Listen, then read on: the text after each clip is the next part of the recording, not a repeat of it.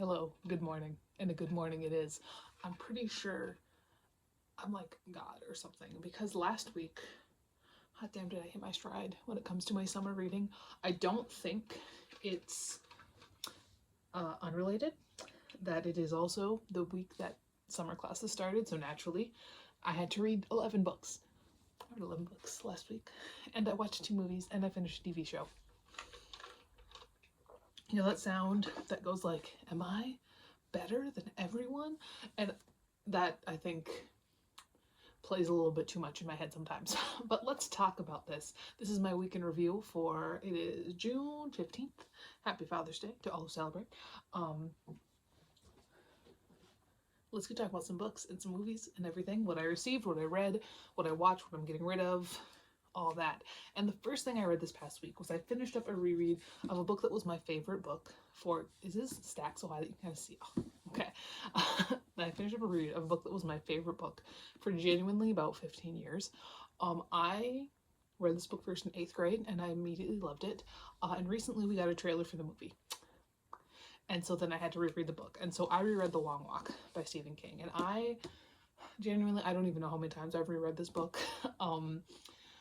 The Long Walk, if you don't know, is a book that Stephen King wrote when he was very young. It is one of the Bachman books, and it follows this dystopian world where every year there's this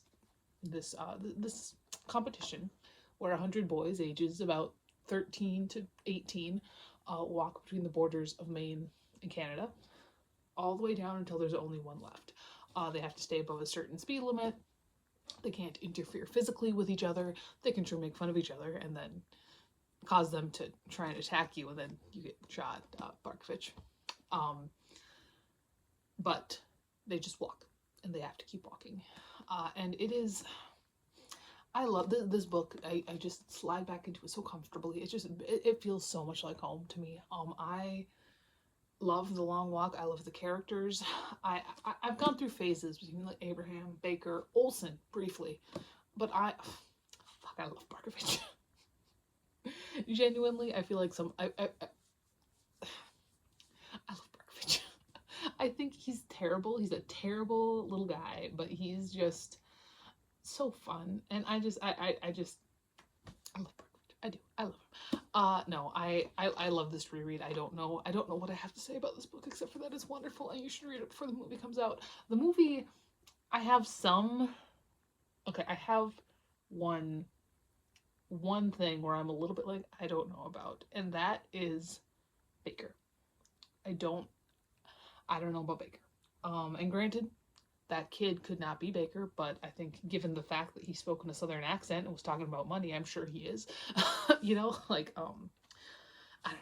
I don't know about that casting. The rest of the cast looks great. Buff Stebbins makes me laugh so much. Like, I don't have anything against Buff Stebbins. I just think he's hilarious. Barkovich, I love it. I love it. But no, Ray, Pete Dale, Klein, but Baker, I don't know. I don't know.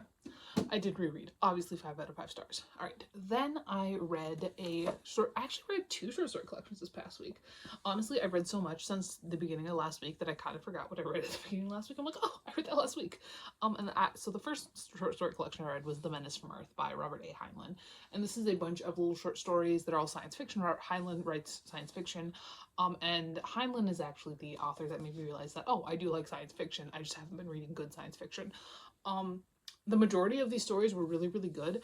They started to kind of fall off at the end. I was not a big fan of, I did like the very last one, Waters for Washing, was really, really good.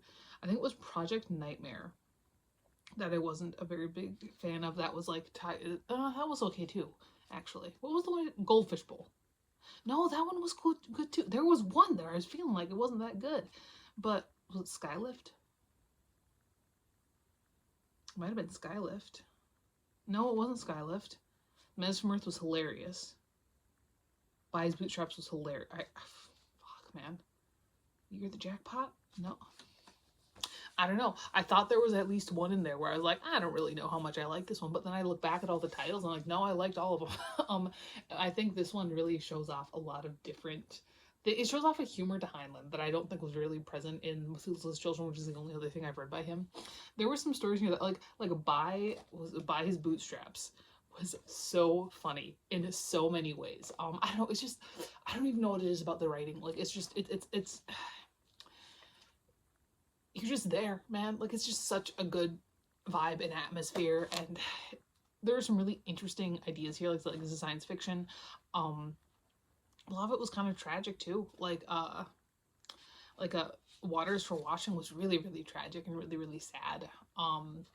And then the menace, the titular story, I think, I'm not going to say what it's about, but I don't think the Menace from Earth is referring to anything that you're thinking of. I give it 4.75 out of 5 stars. I don't know why it wasn't a 5-star. Honestly, looking through there, I'm like, where was the story that I didn't like? Because I feel like there was one, but I don't know where it was. I don't know which one it was. It disappeared. I don't know. All right.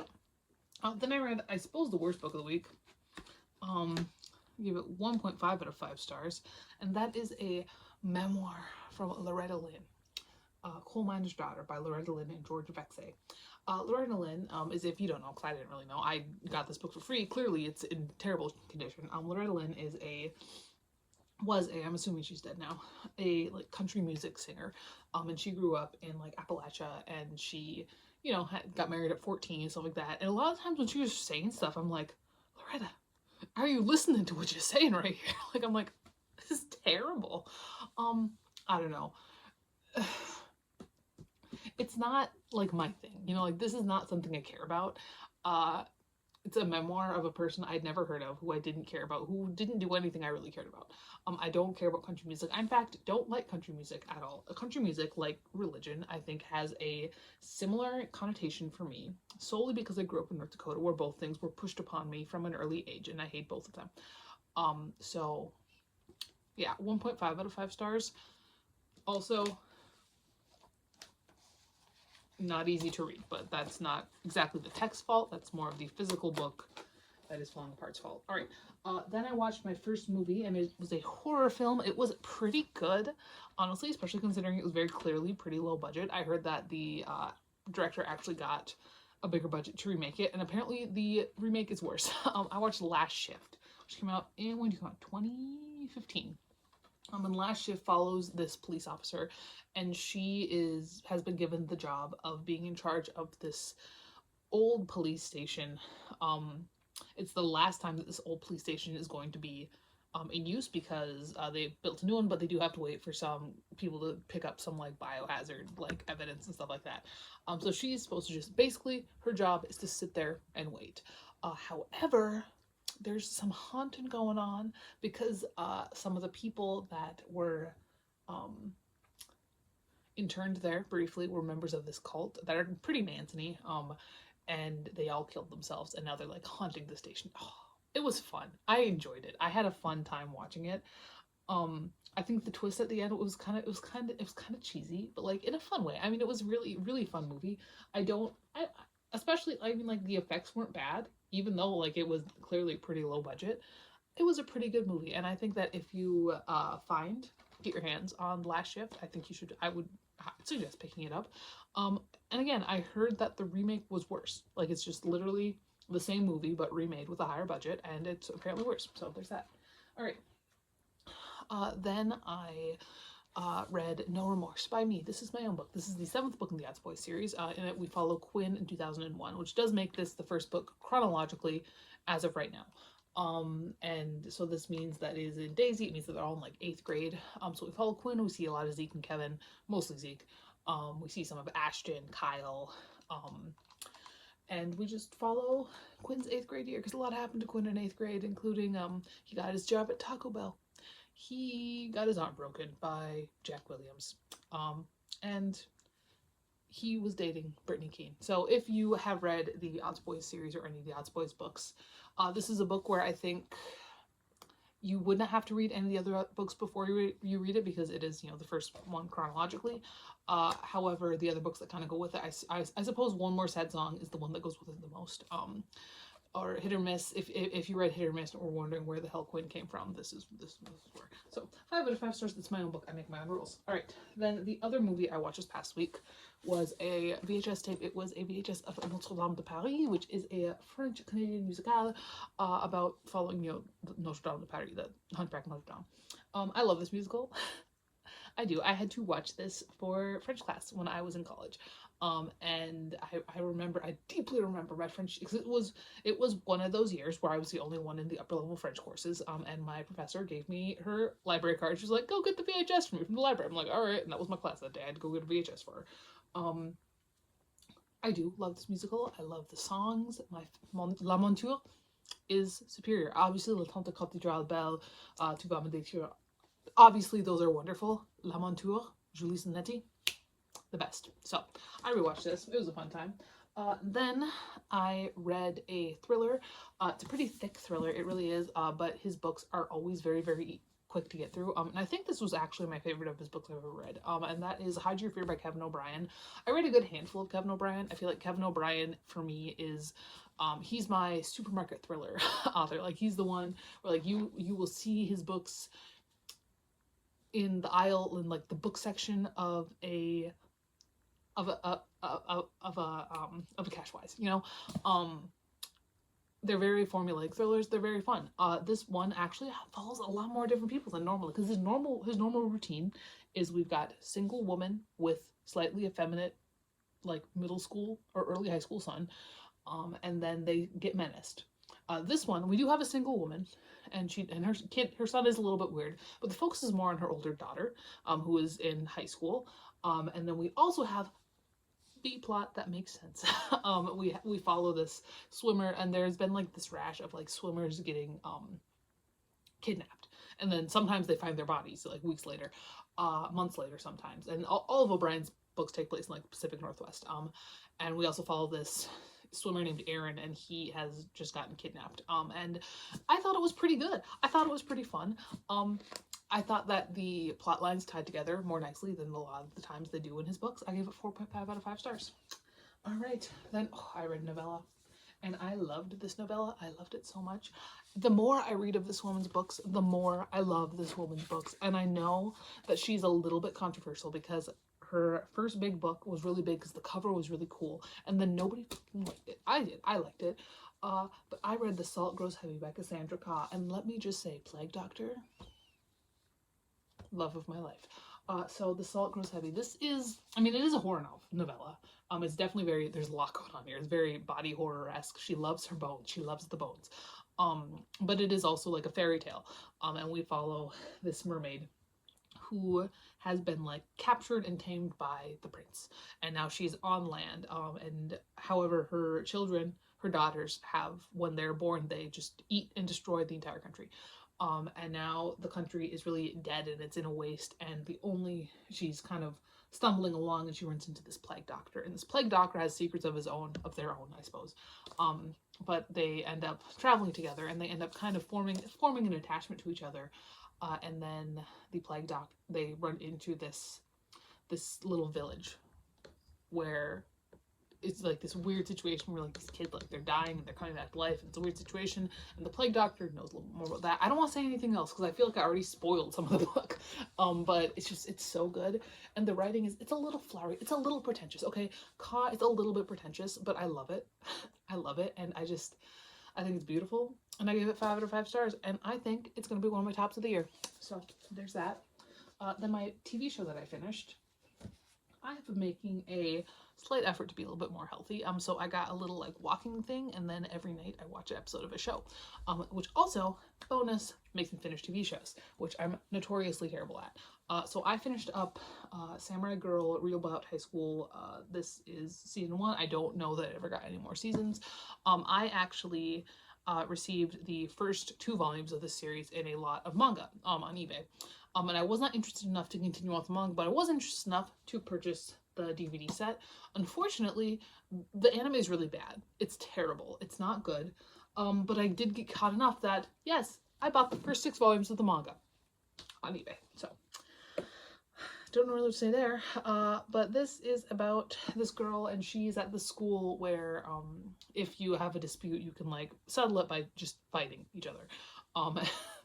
However, that plot kind of goes by the wayside really, really fast, and then there's like this weird situation going on with like creatures, and she's suddenly being like taken to this other world. I kind of liked I liked this guy. He was fun. And this looks like a huge. It's 13 episodes long. Each disc has like 3 episodes on it. But no, I did watch it, and so it will just go right there and remind us of what we've done. All right.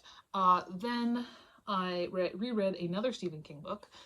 I reread Salem's Lot. I do enjoy Salem's Lot. It was one of my earlier ones. For those of you unaware, this is Stephen King's vampire novel. It follows this writer, Ben Mears, and he decides to go back to a town where he spent a good chunk of his adolescence to try and write his next novel after his wife's untimely death due to a motorcycle accident. And so he goes there, but something weird is going on. Like there's always been this really old creepy house on the hill that like the former owner killed himself in, and he was like involved like the mob and whatever, but somebody's bought this house, and then there's vampires. I love this book. I love Jimmy Cody. Jimmy Cody the doctor is I don't know what it is about Stephen King's doctor characters. I know I've said this before, but Stephen King's doctor characters are my favorite. I love them. Jimmy Cody, wonderful. This is a good book. It's very classic King for a reason. I think it's very solid. It's just a good novel. It's a good vampire novel. It's a good horror novel. It's a good town novel. Stephen King has done town novels better. His best town novels are roughly 1,000 pages long, and this is only about 400. But I think if you're looking for a good thing that kind of encapsulates what Stephen King is as a writer, I think you could do worse than Salem's Lot. I give it 5. I give it a 5. What the hell? All right, this is getting a little bit difficult. Next, it was another reread technically. I haven't read this in a long time though. I reread Captive Prince by C.S. Pacat. So Captive Prince, it really did its rounds back when it first came out. I think a lot of the same people who were reading The Foxhole Court were also reading Captive Prince. However, Pacat then went on and made a very lucrative traditional career with Captive Prince and also her other books. She's written lots of other stuff. And Nora Sakavic stayed in her little self-published little bubble. So Captive Prince, this is fucking romantasy before romantasy was a thing, honestly. So we follow Damon, who is a prince of this country, and he has just been put into slavery basically by his half-brother who has usurped the throne. And so he ends up being sent to this neighboring country as a pleasure slave. And yes, there's a lot going on here. If you look at this cover, there's a lot of awkward implications. But basically, Damon has been sent to the Prince Laurent, who is kind of notoriously frigid. And there's might be something else going on with this stuff. And then we get to see all of the really rapey stuff going on there. I don't know, like it was an enjoyable read, and it was a very fast read. I read this in a day, and it was just like over like that. I do think that yes, there is a strong overlap between the people who love The Foxhole Court and people who love this. There's some political stuff going on. That's not the main focus though. I think if you are looking, if you enjoy romantasy, this might be one for you. Definitely check your triggers though, because there's a lot of rapey stuff in here. There really is. And objectively speaking, is this a good book? No. I think honestly The Foxhole Court is better. Subjectively speaking, did I give it 5 stars? Yes. This is like how I feel about when I talk about Cast Heaven. You know, like it's not good. Don't read it. I did enjoy it. So there's that. Okay. Erasmus is my favorite, by the way. Here we go.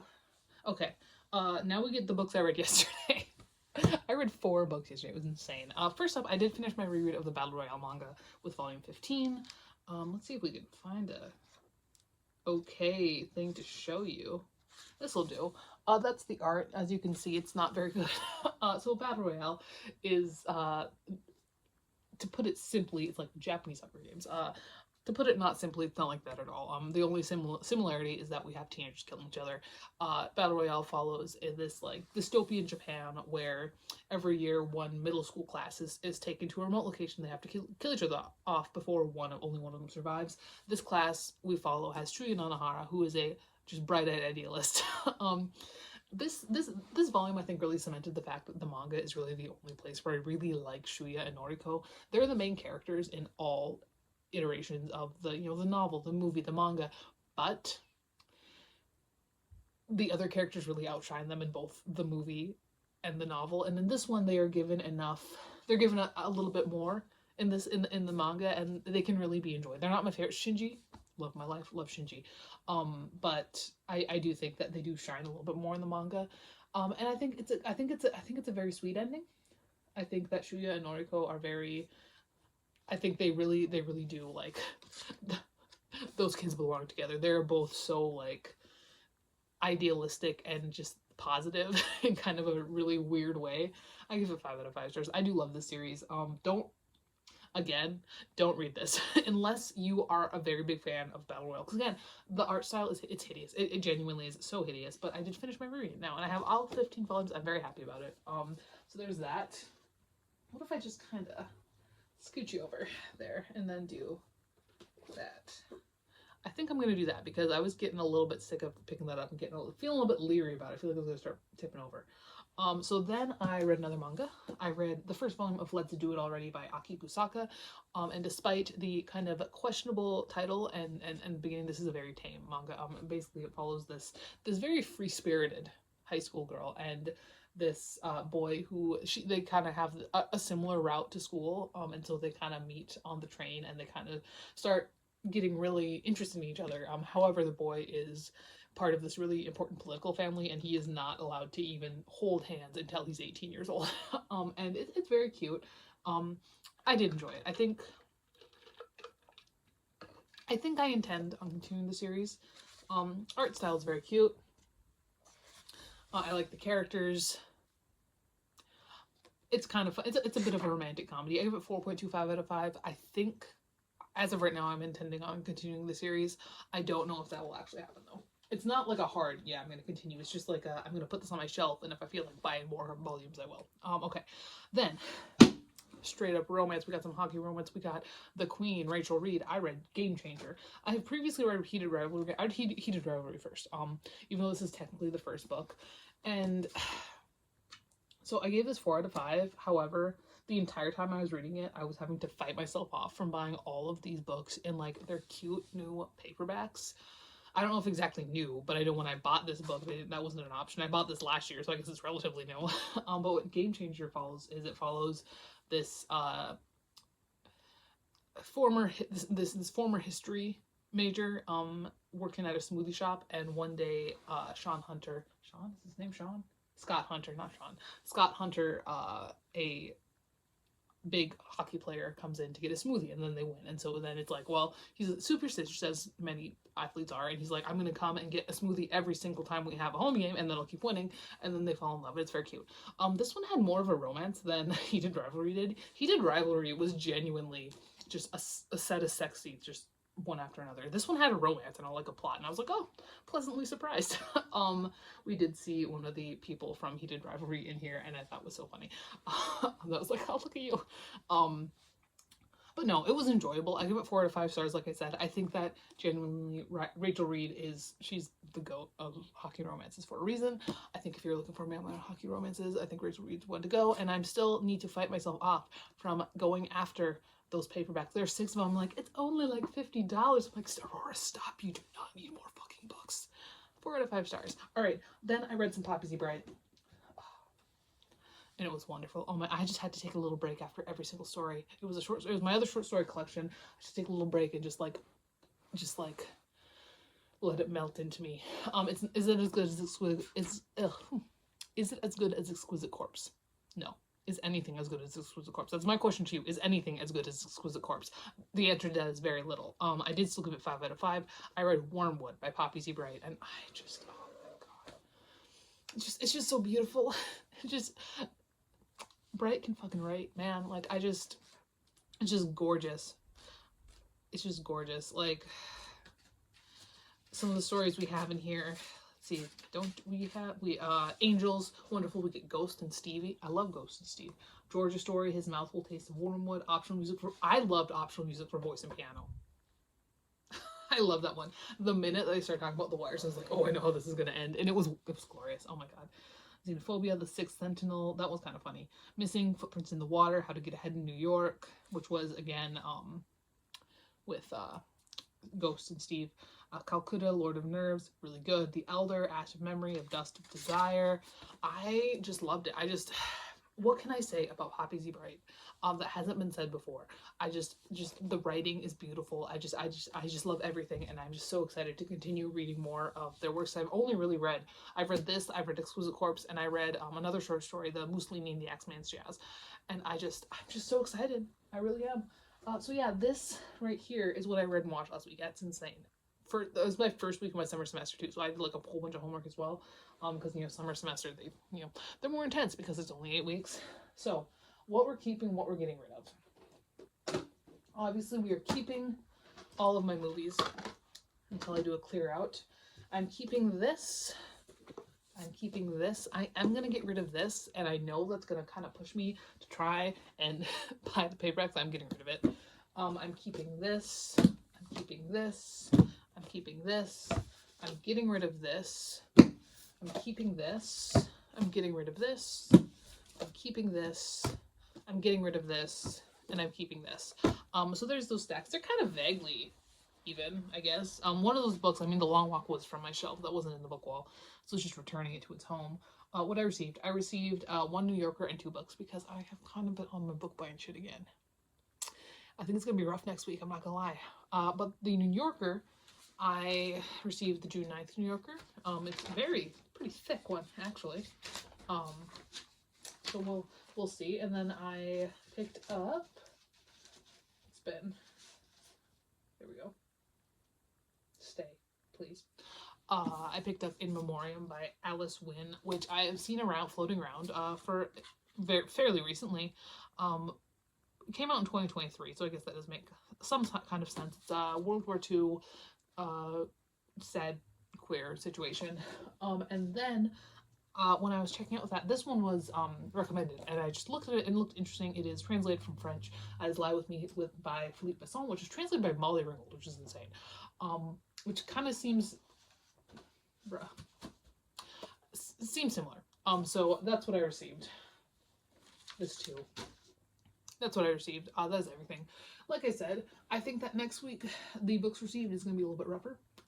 But you know what? If I keep reading at this pace, what the hell, her kid does start in a couple weeks. I'm kind of excited. I think another reason why I've been reading so much is that I have mostly been reading books the only books I've been putting on my TBR are books that I really, really want to read.